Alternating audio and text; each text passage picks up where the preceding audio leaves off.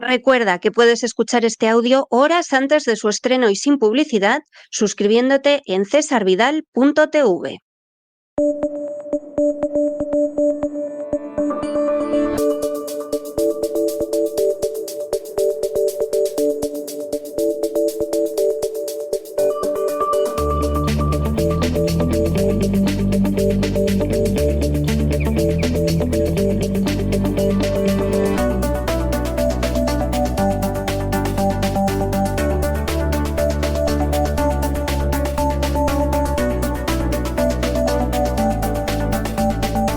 Despegamos con Lorenzo Ramírez. Corremos raudos y veloces hacia nuestro avión, atravesamos el umbral, nos tiramos en plancha sobre los asientos, nos abrochamos los cinturones, despegamos y nos vamos elevando por los aires hasta alcanzar nuestra altura y nuestra velocidad de crucero. A mi lado, don Lorenzo, mire, va usted vestido de gaucho, ni Rodolfo Valentino vestía tan bien y con tanta dignidad el atavío histórico de los gauchos. Es que está usted emocionante, ¿eh? No tire las bolas por aquí, por el avión, porque podemos tener un disgusto, pero vamos, impresiona, ¿eh? O sea, impresiona usted. Vamos, el Martín Fierro a su lado, una zapatilla rusa, o sea, algo por demás. En fin, ya nos explicará usted esto. Muy buenas noches. Muy buenas noches, don César. Pues evidentemente la gran noticia internacional del día. Hay varias y hay varios focos importantes, pero yo creo que hoy tenemos que comenzar hablando de Milei, la gran victoria de Milei. Una victoria que prácticamente todos dentro del partido esperaban, pero nunca por el margen con el que se ha producido. La verdad es que Milei logra un gran resultado electoral en esas legislativas argentinas. Aumenta notablemente su presencia parlamentaria. Estaba viendo... Que sigue siendo insuficiente, ¿eh? Sí, pero ya es mejor. Es pasar de 37 diputados a 101, yo creo que es una cantidad muy importante. Ya solo le faltarían 30 para poder tomar determinadas decisiones y sobre todo porque a partir de ahora vamos a ver un Milei un poco distinto, sobre todo de cara al exterior y de cara también a las negociaciones políticas. El rescate ha sido determinante. Ahora Milei ya no es el presidente de Argentina, ahora Milei es el presidente que ha puesto, la marioneta que han puesto JP Morgan en la Casa Blanca y el Tesoro de Estados Unidos para que dirija Argentina, y eso implica un cambio cualitativo importante, que además se ve refrendado por ese respaldo en las urnas, que le va a dar incluso más posibilidades de llegar a acuerdos con determinados políticos, sobre todo más que formaciones que hasta ahora pues se habían mantenido un poco al margen. Aquí, evidentemente, la intervención financiera de Estados Unidos, vamos a hablar hoy de ella porque tenemos algún detalle más adicional, y el miedo evidente a la involución peronista han dado mucho aire a Libertad Avanza y le otorga cierto margen político que, como dice usted, don César, no tendría la mayoría para poder adoptar determinadas reformas, pero sí, desde luego, que lo va a tener un poquito más sencillo. La abstención creciente de los peronistas, sí, que no se fían de los que presentan. Hombre, y un Trump que también dijo que si no ganaba Milei, cerraba el grifo. Claro, es que al final aquí lo que tenemos es la existencia de un chantaje que no se acaba con estas elecciones. Es decir, a partir de ahora, Estados Unidos es quien decide qué partido tiene que salir victorioso de las elecciones en Argentina, y si no, pues se le retirará todo ese apoyo, que ya no es que, insisto, sea un Fondo Monetario Internacional, un Banco Mundial, el que esté otorgando unos determinados préstamos a cambio de determinadas reformas. No, aquí lo que estamos diciendo es que Estados Unidos ha comprado un país, ha comprado directamente a Argentina, ha comprado al gobierno argentino, y los argentinos, pues le están respaldando el asunto. Con el tema de la abstención es importante para calibrar realmente, porque cuando decimos los argentinos respaldan este tipo de política o respaldan este tipo de decisión, hay que ser muy claro.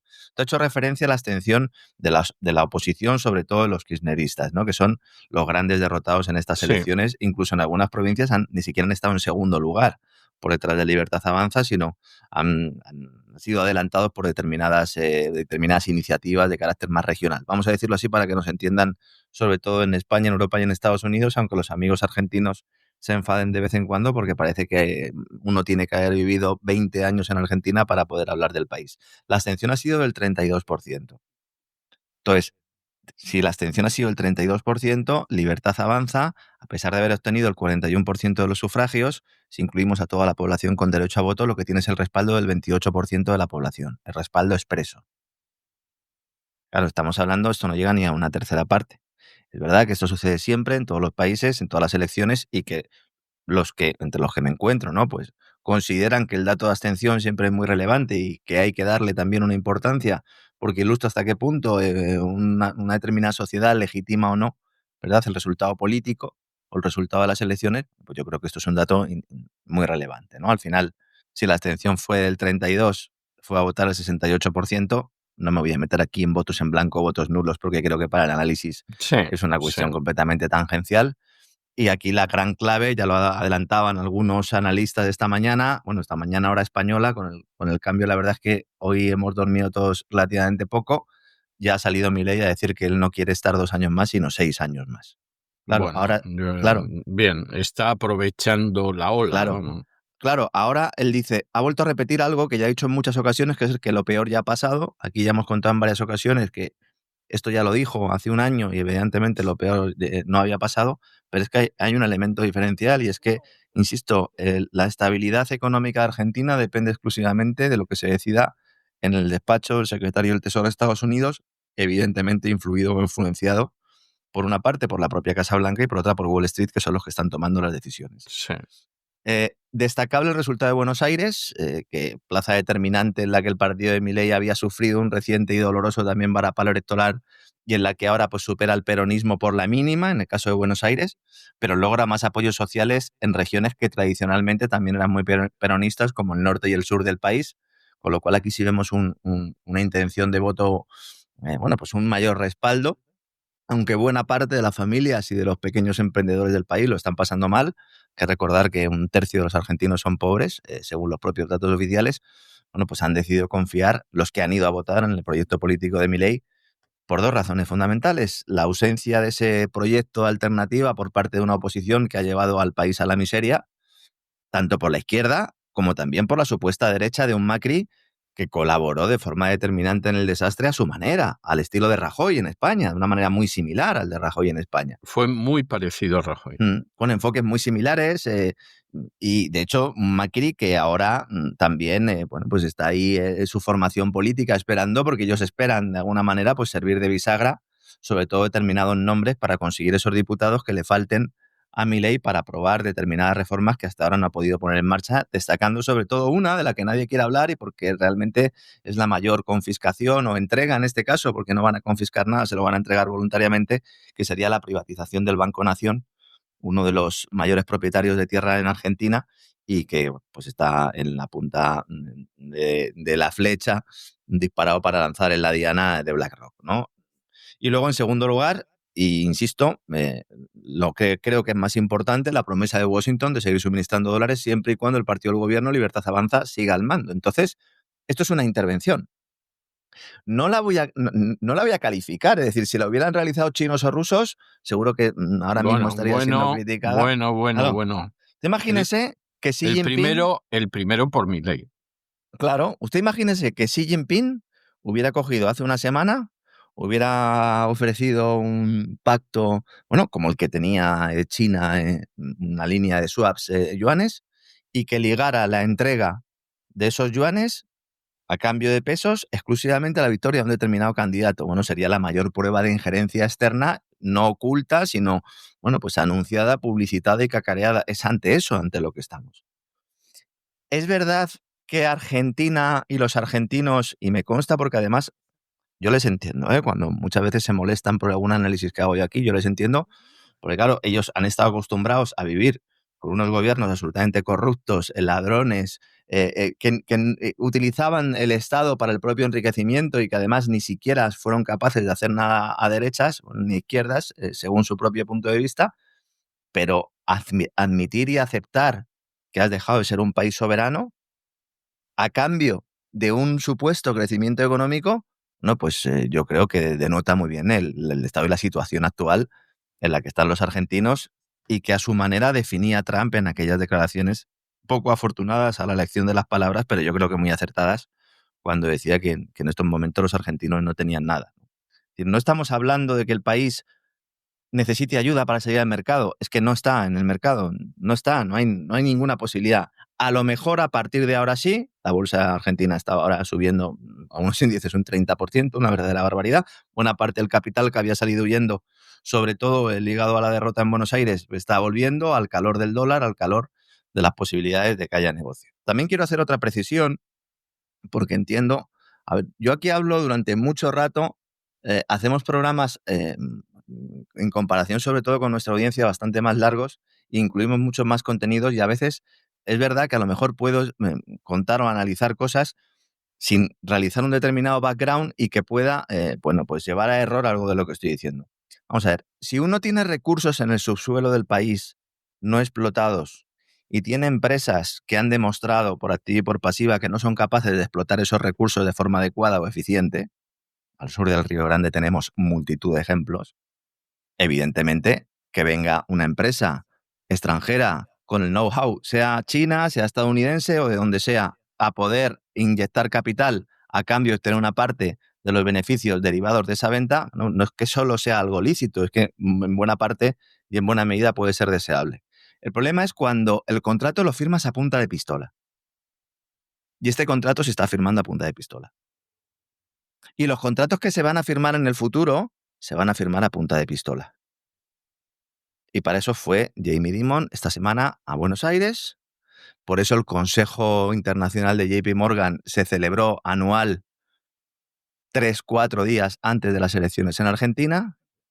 3 aviones de JP Morgan, todos registrados a nombre de la entidad, llegaron prácticamente a la vez a mediados de la semana pasada, llevando, entre otros, a Tony Blair, que es jefe del Consejo de JP Morgan Internacional, sí.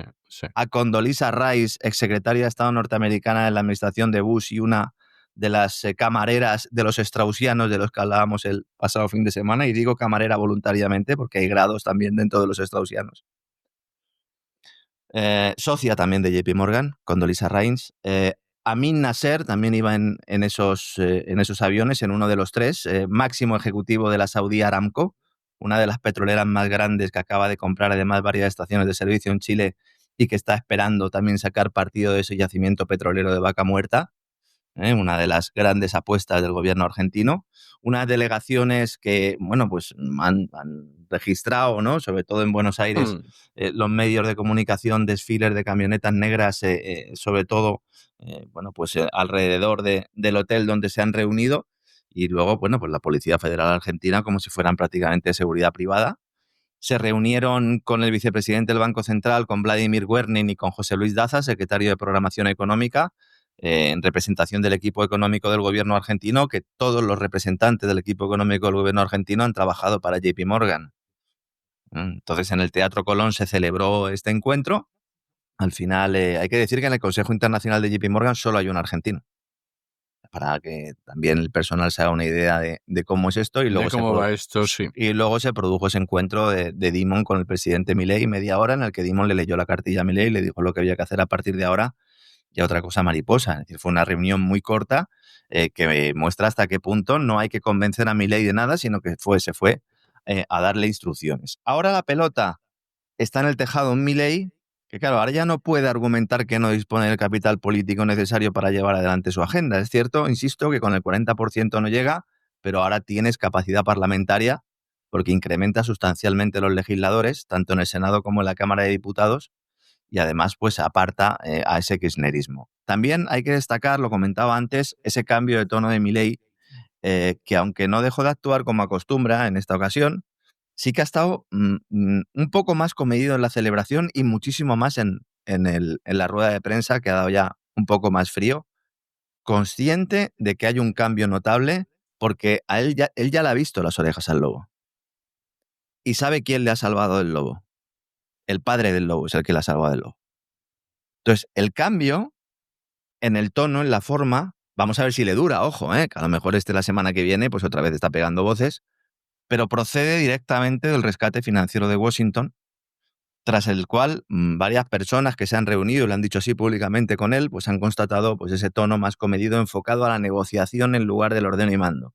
Claro, esto también es muy relevante si tú quieres sacar adelante una serie de reformas. Una de las muestras es que él, que tiene una crisis dentro de su propia formación política, ha habido algunas dimisiones y en otros casos ha habido algunas dimisiones forzadas. Alguno al que ha habido que dimitir, Claro, efectivamente. entre otras cosas por su relación con el narcotráfico, pero bueno, dentro de ese... Claro, siempre que hay un resultado electoral malo, pues normalmente las ratas intentan abandonar el barco y eso había pasado en relación con los resultados en Buenos Aires, aunque Buenos Aires siempre ha sido plaza peronista. Y entonces ahora todos esperaban que se anunciara el nuevo gabinete, sobre todo porque también había salido el canciller Berthein. Este se fue antes de las elecciones, no sé si se ha arrepentido o no, pero en todo caso esperábamos todos con el nombramiento del gabinete. Ya ha dicho que va a esperar a que se configure la Cámara y que va a esperar hasta el 10 de diciembre para realizar ese gabinete, lo cual tampoco casa mucho con las prisas que siempre tiene Milei para todo, que parece que le quema la pelota en el pie, por utilizar también un concepto futbolístico, ese que tanto le gusta al propio Milei y en general a toda la nación argentina. El núcleo duro se va a seguir configurando en torno a Carina y a Caputo, sobre todo. Estaba destacando la prensa argentina esta mañana también un poco esa línea.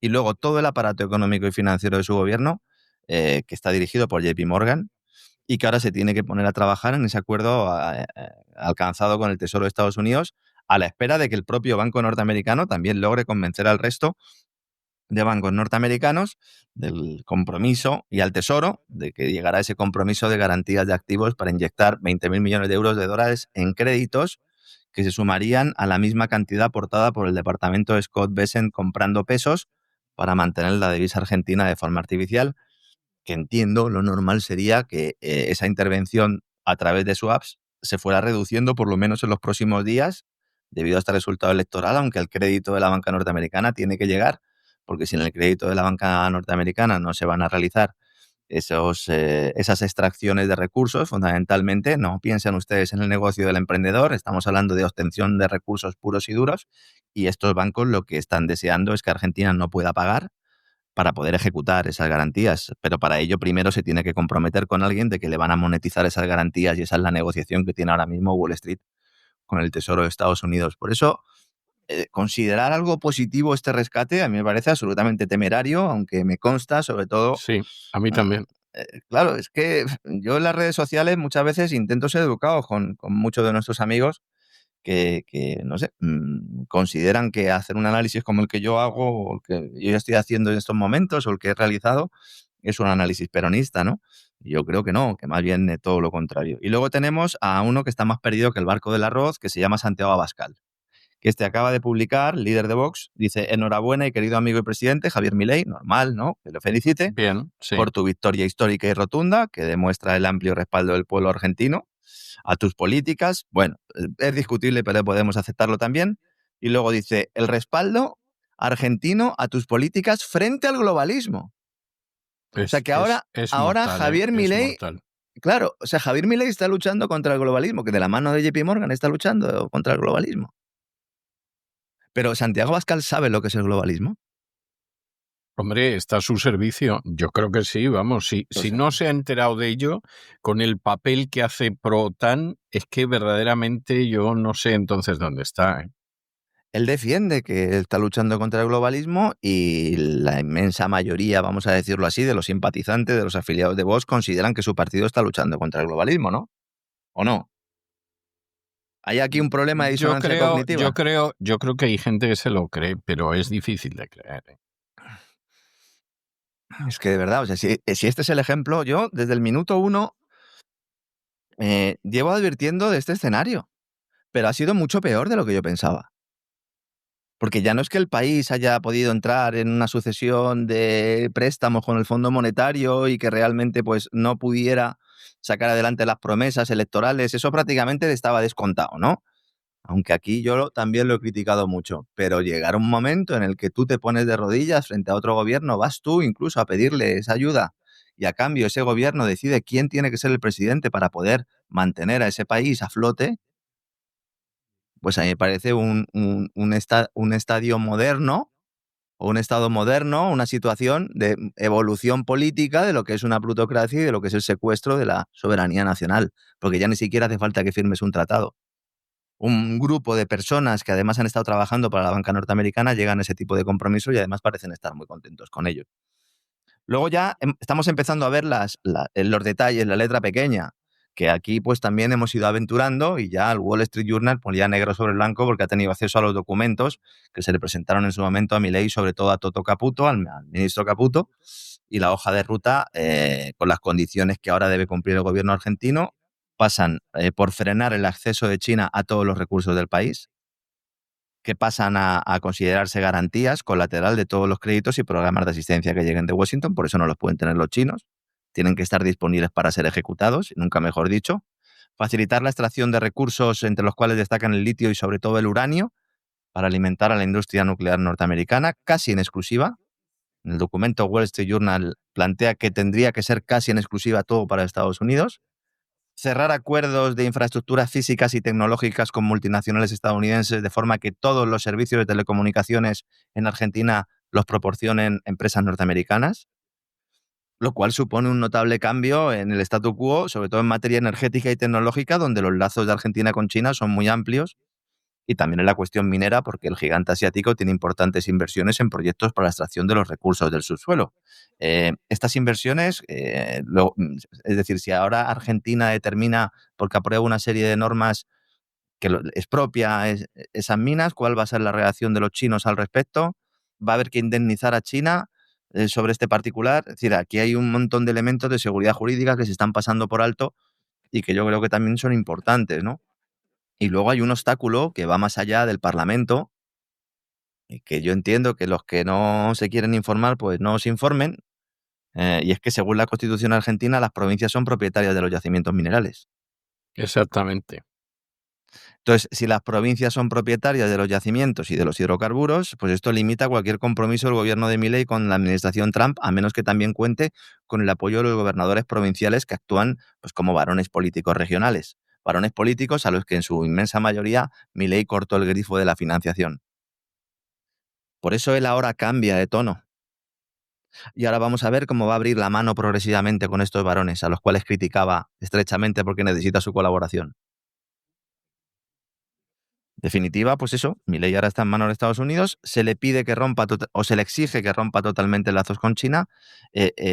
Esto tiene unas implicaciones tremendas porque China es el segundo socio comercial de Argentina después de Brasil y es el principal comprador de sus exportaciones agrícolas.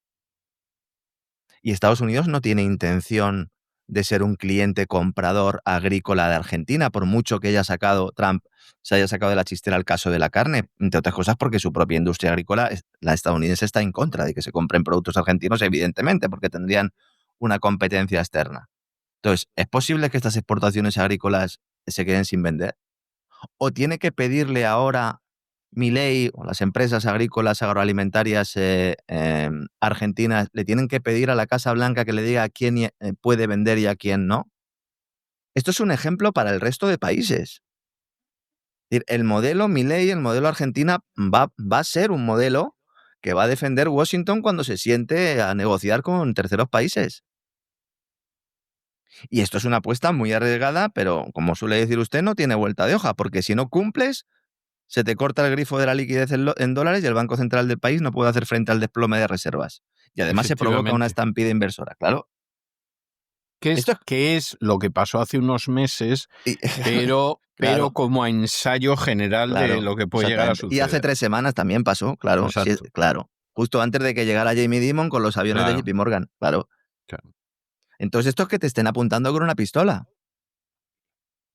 Dice, no, es que claro, aunque me estén apuntando con la pistola, lo que me están mandando me viene mejor que lo que tenía antes. Ya, pero es que antes lo podías hacer de forma más o menos voluntaria, ahora no. O sea, el hecho de que haya tanta gente que no vea ese cambio en la categoría de la acción, la verdad es que es absolutamente desolador, don César. Yo no sé si usted lo comparte o no, pero para mí es absolutamente desolador. Totalmente. Hemos perdido el norte. Totalmente. Claro, porque dicen, no, oiga, es que vamos a hacer un proceso con transparencia, vamos a cumplir la normativa de contratación pública, de privatizaciones. Bueno, pues en ese caso, claro que podría tener legitimidad. Pero claro, si aparece la sombra de la corrupción, si además no te permiten negociar con otros, y es que esto es muy sencillo. Imagínense Vamos a poner un ejemplo para que la gente lo pueda entender. Imagínense que ustedes son el gestor del yacimiento de Vaca Muerta. Cada uno de los que nos están escuchando tienen ellos que gestionar. Y ustedes tienen un ramillete de empresas de varios países que quieren invertir ahí. Bueno, pues usted inicia una especie de subasta. A ver, ¿ustedes qué me ofrecen? Bueno, pues yo ofrezco tanta inversión, ofrezco tanto empleo, además ofrezco el acceso a determinados mercados. Muy bien. ¿Y usted qué ofrece? Bueno, ahora solo hay un cliente. Entonces, cuando solo hay un cliente, el que pone las condiciones es el cliente, no es el vendedor. Entonces, aquí no hay negociación.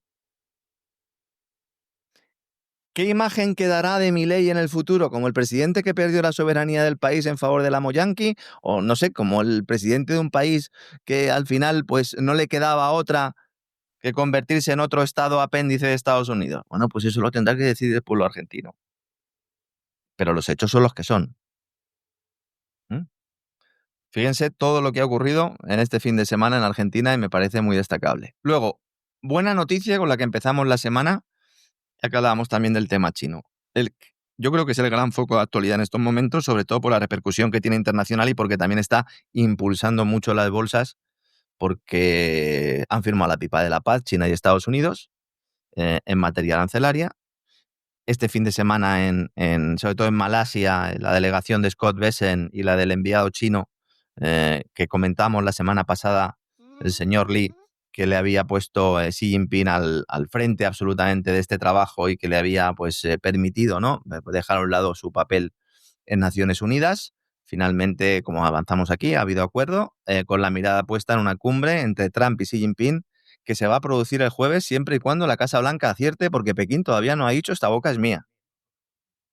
Principio, el pacto será firmado por ambos líderes en Corea del Sur el próximo jueves, en el marco del Foro de Cooperación Económica Asia-Pacífico, en un encuentro que, como digo, todavía no ha sido confirmado por Pekín, pero que en medios norteamericanos se da por hecho porque, según la agenda anunciada por la Casa Blanca, se van a encontrar tanto Xi Jinping como Trump antes de este foro, y Trump regresará a Washington en principio sin participar en él. No sé si tendrá algún tipo de participación, aunque sea testimonial, pero en principio no.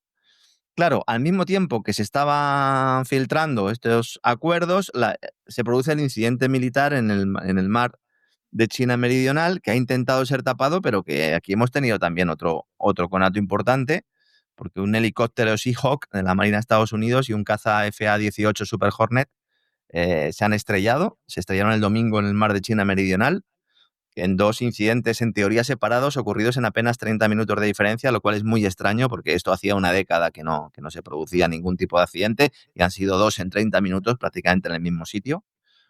Afortunadamente los 5 tripulantes han sido rescatados con vida, los 5 que iban en estos dos cazas, y se encuentran en condición estable, según acaba de informar el Pentágono. Hay que decir que tanto este helicóptero como el caza pues operaban en una zona de alta tensión geopolítica, donde Estados Unidos realiza patrullas regulares para garantizar la libertad de navegación en teoría, pero lo que está haciendo básicamente es entrar en espacio aéreo chino. Ellos pueden porque son los buenos. Esto también está muy bien, ¿no?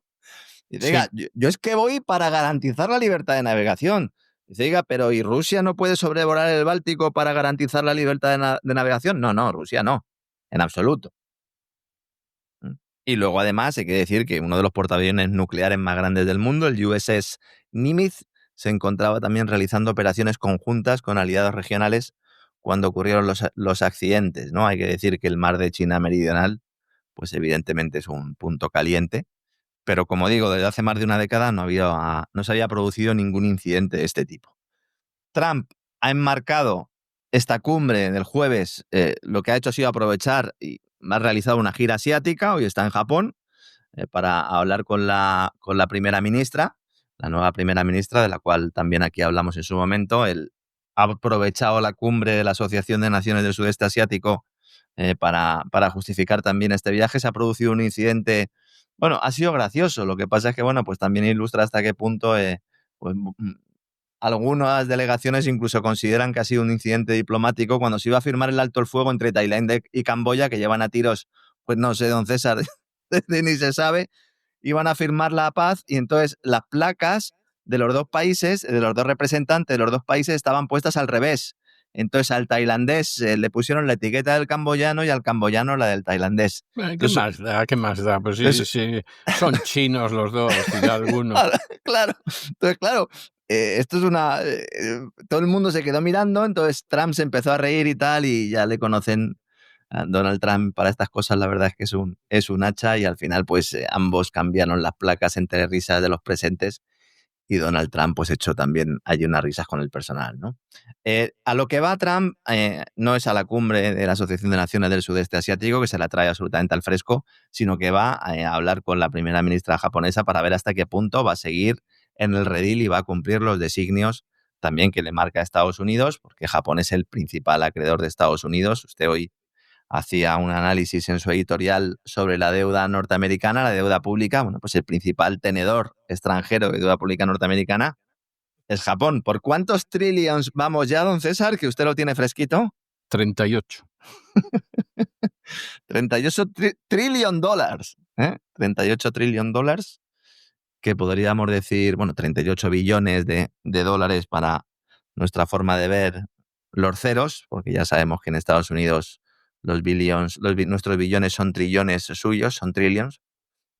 Y bueno, pues evidentemente... Pero es que hace escasamente un mes estábamos a 37.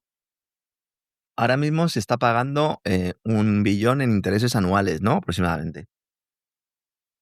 Pues más todavía. O sea, la cifra en ese sentido es una cifra, pero verdaderamente pavorosa. Es Claro, pavorosa. cuando empezó su mandato Trump, estuvimos explicando un poco cuáles eran los objetivos de política económica, más allá de la comercial. Decíamos, o sea, toda la batalla arancelaria está dirigida sobre todo a firmar acuerdos con determinados países para que sigan comprando deuda pública norteamericana, para que el activo refugio por excelencia siga siendo la deuda pública norteamericana. Y bueno, pues básicamente para garantizarse que con esa demanda de bonos norteamericanos los intereses bajen, y si los intereses bajan, pues evidentemente puedes ir refinanciando a un coste inferior, y por lo tanto esa gran deuda, aunque siga siendo una gran cruz, una cruz enorme, pues no es que pese menos, pero por lo menos el crecimiento del peso es inferior. Vamos a determinarlo así. Entonces, en ese contexto, es un éxito que en estos momentos el Tesoro haya logrado, sobre todo después de tantos vaivenes, que la rentabilidad del bono de Estados Unidos a 10 años haya bajado de esa cifra psicológica del 4%, está en el 3,98. Tampoco vamos a tirar campanas al vuelo. Quiere decir que hace unos años un interés del 1, 1,5 ya se consideraba peligroso para las finanzas de Estados Unidos, y estamos cerca del 4 y lo estamos celebrando. También pues refleja hasta qué punto en muy poco tiempo la deuda ha crecido muchísimo, sobre todo a raíz de la pandemia, y posteriormente pues con ese rescate permanente que existe del sector financiero norteamericano y que tantas veces hemos explicado aquí. Esta semana la Reserva Federal va a recortar otra vez los tipos de interés, 25 puntos básicos, el 29 de octubre, la reunión que mantiene entre el miércoles y el jueves de esta semana. Esto ya se da por descontado, a pesar de que acaba de salir dato de inflación y sigue creciendo. En este caso está en el 3%, no baja del 3%.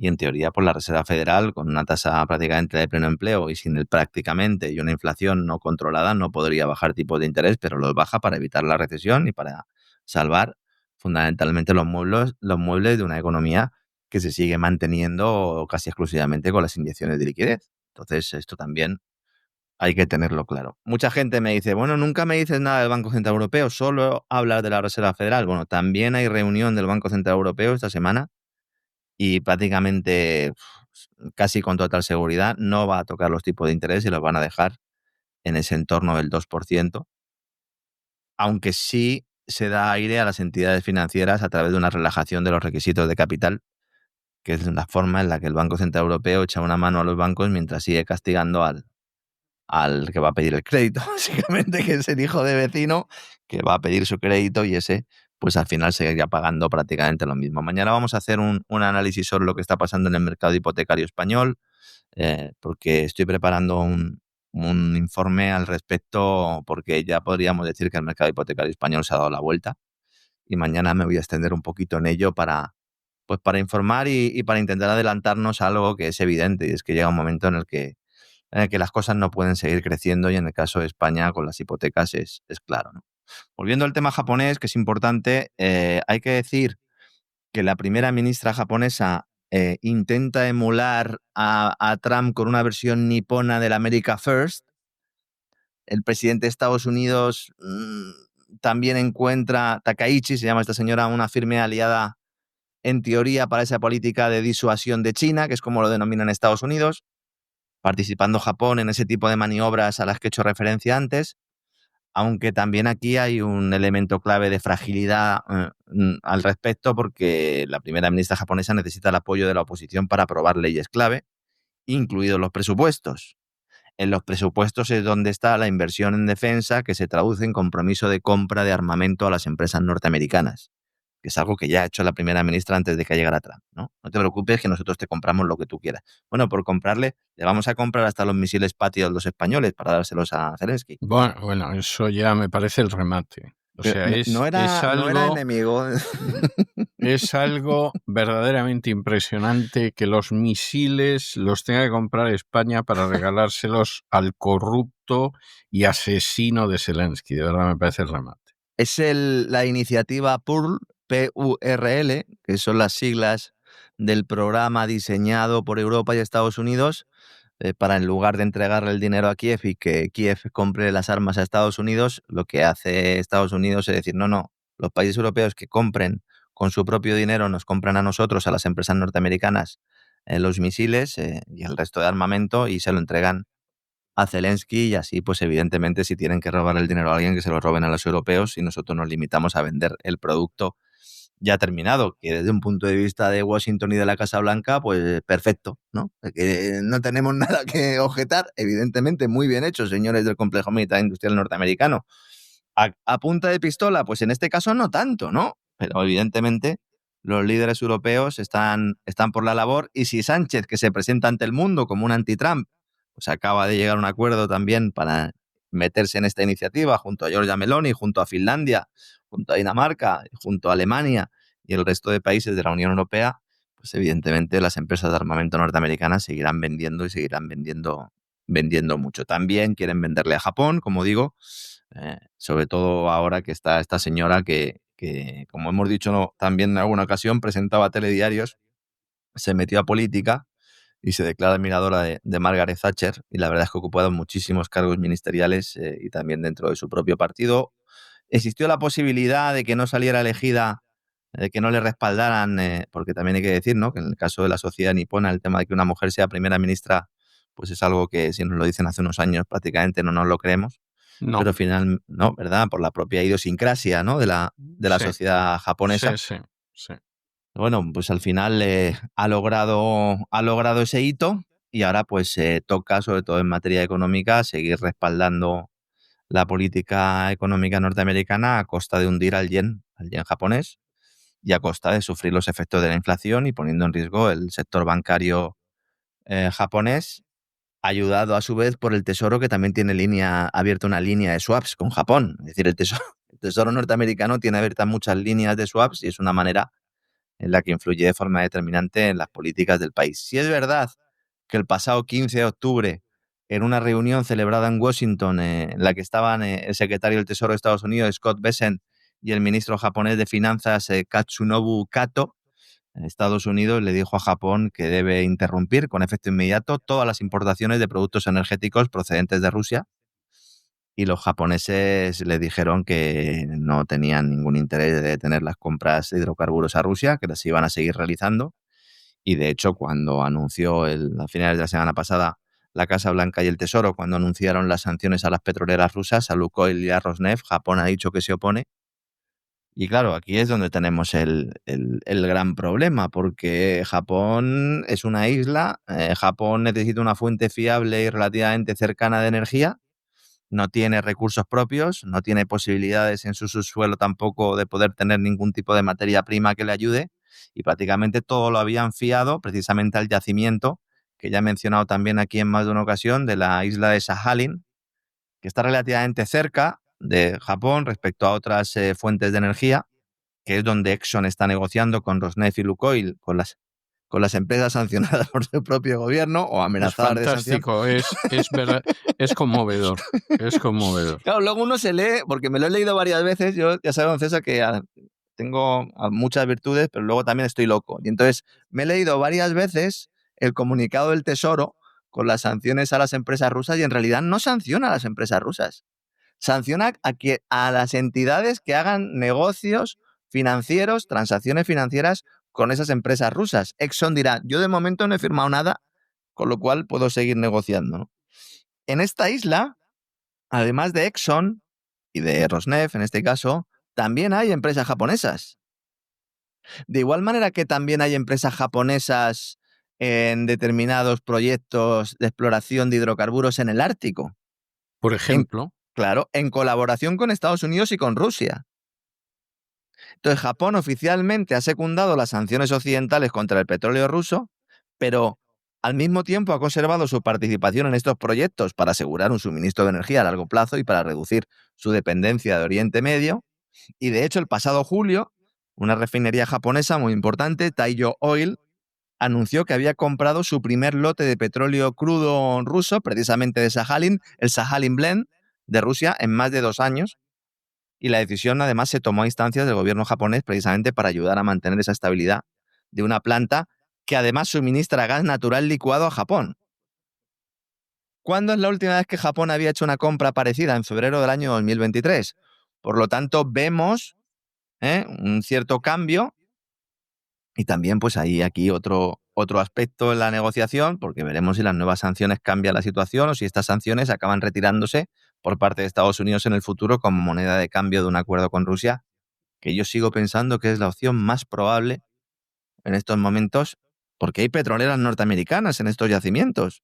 Y el pacto al que llegó Trump o al que llegaron Trump y Putin, no en Alaska, sino antes, en algunas de las llamadas de teléfono que tuvieron previas, es que empresas norteamericanas exploten o ayuden con su capital y con su tecnología a empresas rusas a explotar sus hidrocarburos. Con el Ártico incluido, pero que no es algo nuevo, que se lleva produciendo desde hace 20 años.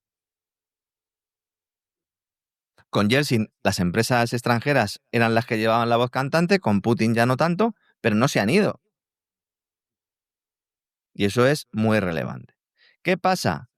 Que de esa manera Trump, con la visita a Japón, da la impresión o lanza el mensaje internacional de, bueno, he venido aquí a Japón a ver si esta señora va a hacer lo que tiene que hacer, yo soy el que mando y aquí Japón, aunque sea el país al que le debemos más dinero de todos los países, va a hacer lo que yo diga y luego voy a China y entonces ahí ya me la envaino porque en China me han ganado ellos la partida. ¿Y qué necesita Trump? Pues sacar de alguna manera de la chistera, del cajón, pues otro mensaje de fuerza para lanzar al planeta y decir, no, que la guerra arancelaria la mantengo y yo puedo mantener pulsos. Y por eso le ha pegado el codazo a Mark Carney en Canadá. Por eso dice que corta todas las negociaciones comerciales con Canadá. Dice que se ha enfadado por un anuncio en el cual se incluían declaraciones de Ronald Reagan contra los aranceles. No, esto es una tontería a efectos diplomáticos, a efectos geopolíticos. Esto es una excusa. Es una excusa. Dice, no, es que me he enfadado mucho.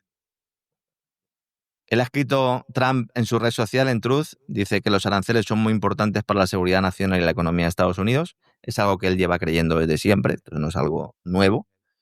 Pero claro, Reagan a este respecto pues no era partidario de esos aranceles, aunque luego en su política comercial también los aplicaran. Sí, Y toda la... sí, es que Claro. vamos a ver, Reagan tenía una política de aranceles que es la que siguió durante todo el siglo XIX Estados Unidos. Cuando Estados Unidos quiere exportar a otros países, los aranceles son malos. Cuando hay otros países que quieren vender sus productos en Estados Unidos, los aranceles son buenos, ¿eh? Luego ya se discute el volumen de los aranceles.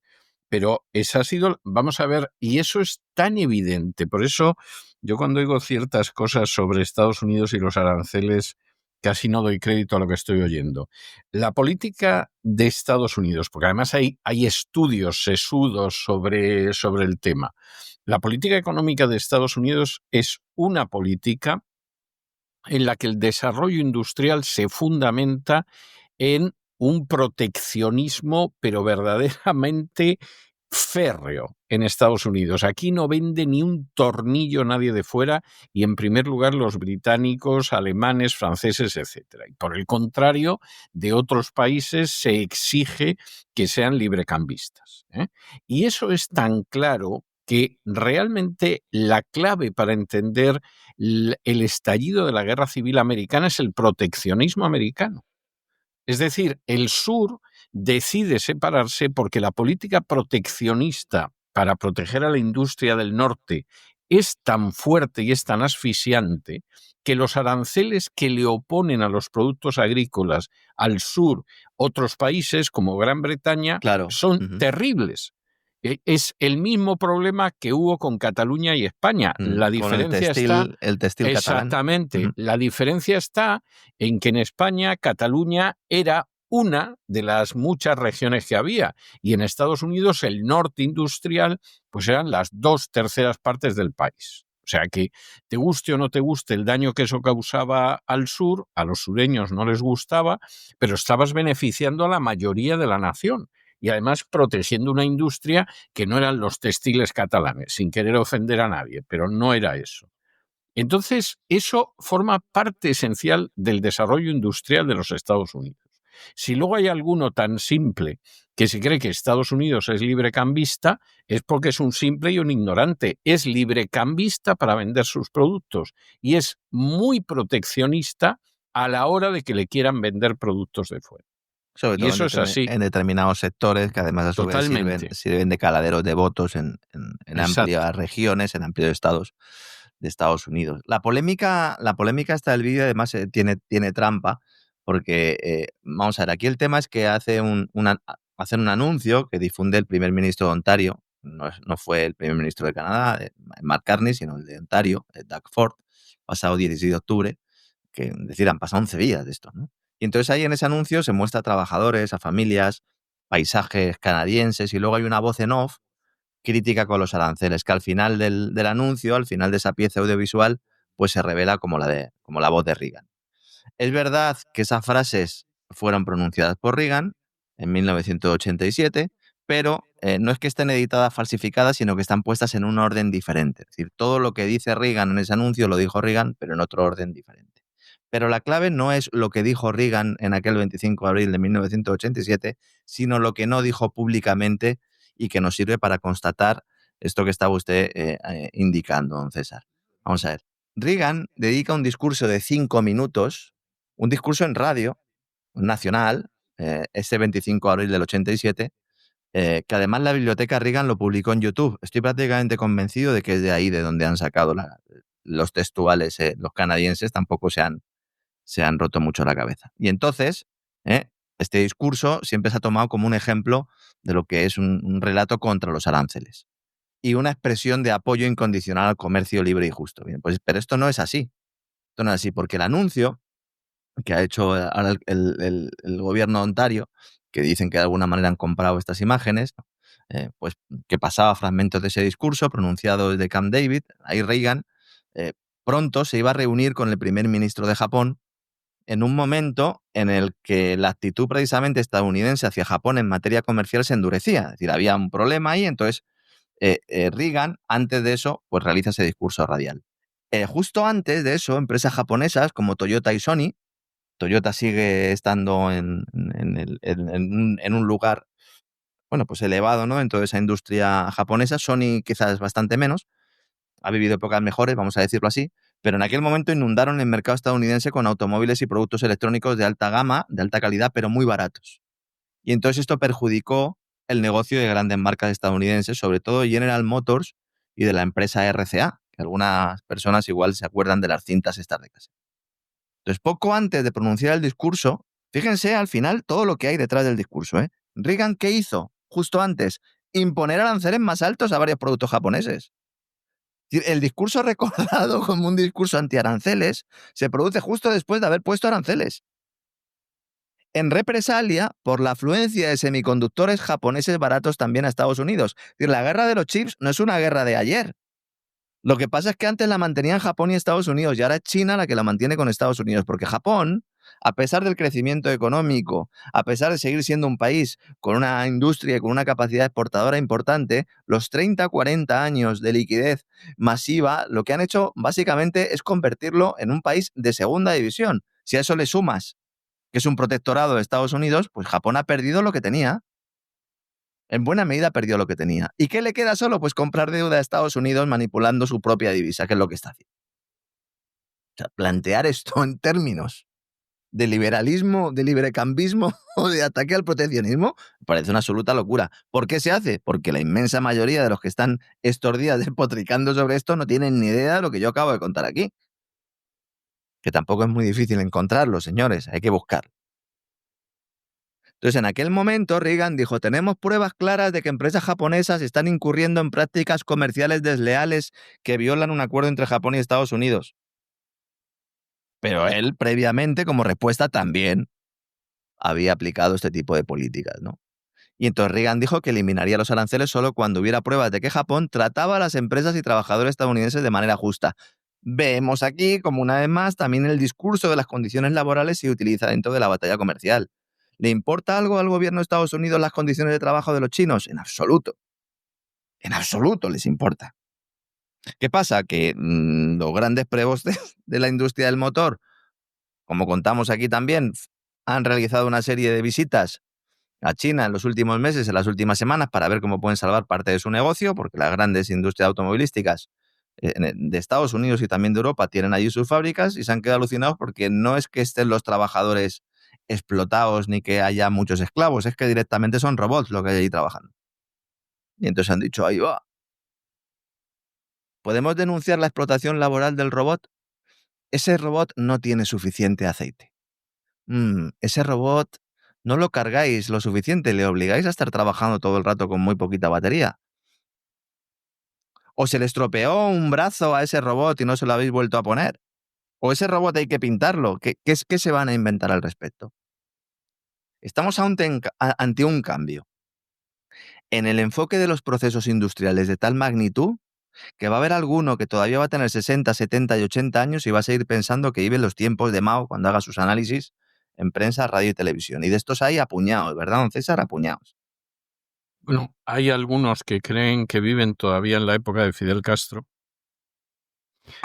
o de Stalin, o sea que esa es la realidad. Mira, ahora que menciono a Stalin, no quiero hoy tampoco irme sin hablar de lo que está pasando en el este de Europa, donde Rusia ha logrado ser centro de atención con la prueba de su nuevo misil de crucero de propulsión nuclear y de alcance prácticamente ilimitado en respuesta a las sanciones impuestas por el Tesoro norteamericano a las dos principales empresas petroleras que acabo de mencionar, que en realidad pues no son sanciones directas, sino que amenazan a entidades financieras y aseguradoras que participan en la firma de contratos y transacciones económicas que hagan los compradores de crudo ruso con estas compañías, lo cual es un matiz importante, porque al final hay ganadores y vencedores de estas sanciones.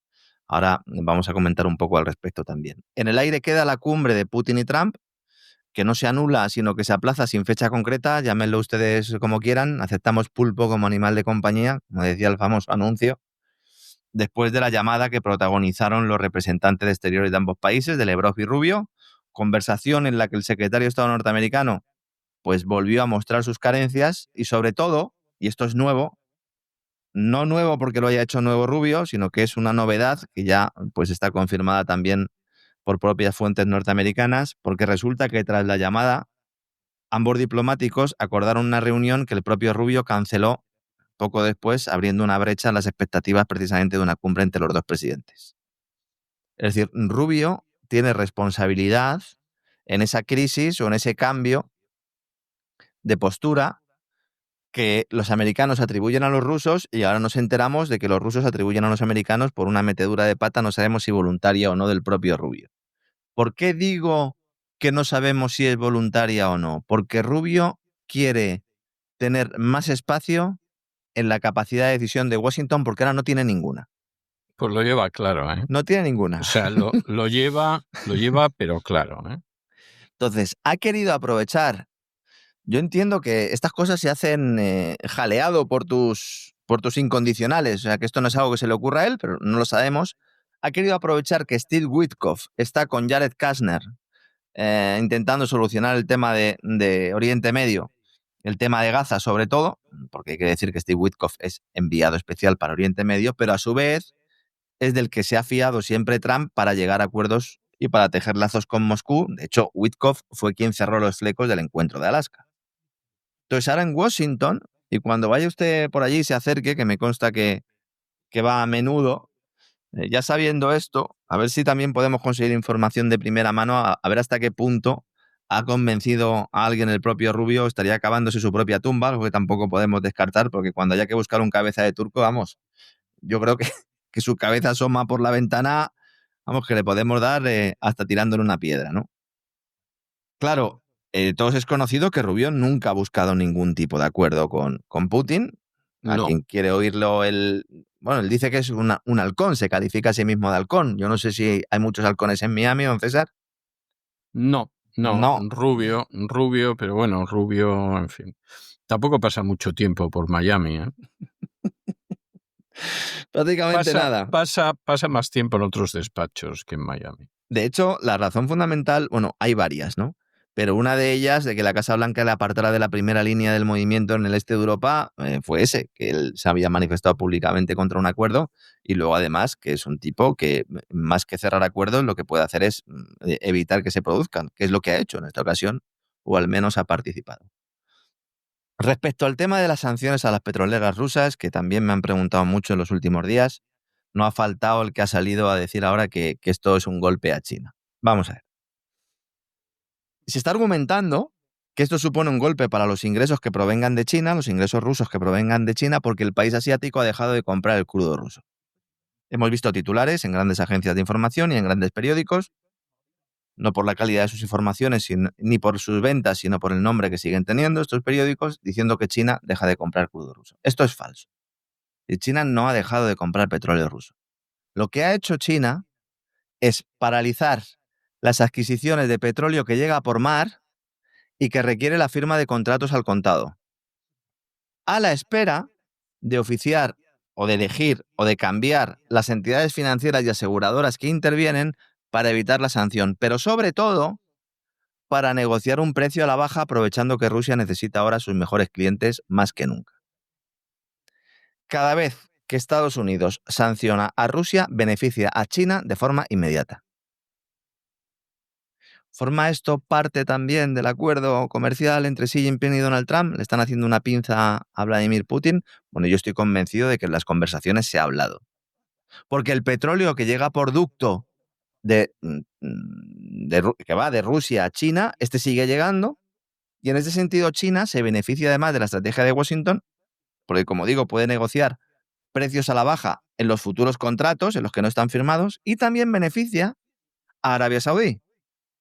Porque Arabia Saudí intentará aumentar su cuota en el mercado internacional aprovechando la ayuda de Estados Unidos, que sanciona, insisto, a las empresas financieras que participen en las transacciones de crudo ruso. ¿Quién se beneficia también? La principal plaza financiera internacional especializada concretamente en realizar este tipo de transacciones financieras. ¿Cuál? Dubái, Emiratos Árabes Unidos, otro ganador de este proceso. Vemos ya los equipos cómo están montados, ¿no? Los vemos. Casualmente son los mismos que han estado ahí ahora con el tema de las negociaciones en Gaza. ¿Y quién lo tiene peor? Además de Rusia, evidentemente, que al final es un golpe, ¿no? Sobre todo si durante un periodo determinado tienes que hacer rebajas a tus clientes, tienes que cambiar entidades financieras. Quien lo tiene peor es la India. Porque la India tiene que replantear su estrategia y en buena medida es forzada a pasar por el aro de las exigencias comerciales de Washington en materia comercial, que con un acuerdo arancelario que se verá muy influido por este movimiento de Trump y de Bessent y que se está negociando en estos momentos también.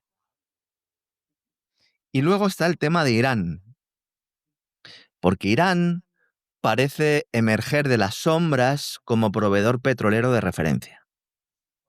Ya dijimos en los gran reseteos que dedicamos en cesarvidal.tv a analizar lo que estaba haciendo Irán. Muchos no entendían cierta pasividad ante movimientos que se están produciendo en Oriente Medio, en el caso de Siria, evidentemente, el sur del Líbano, con Hezbolá, en Gaza. Decíamos, bueno, Irán, ¿por qué no dice esta boca es mía? ¿Ha llegado a algún pacto con Estados Unidos?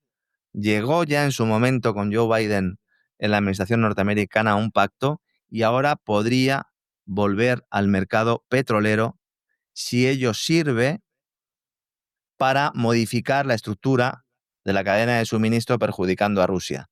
Claro, la gran cuestión es, Rusia es aliada de Irán, Rusia es aliada militar de Irán.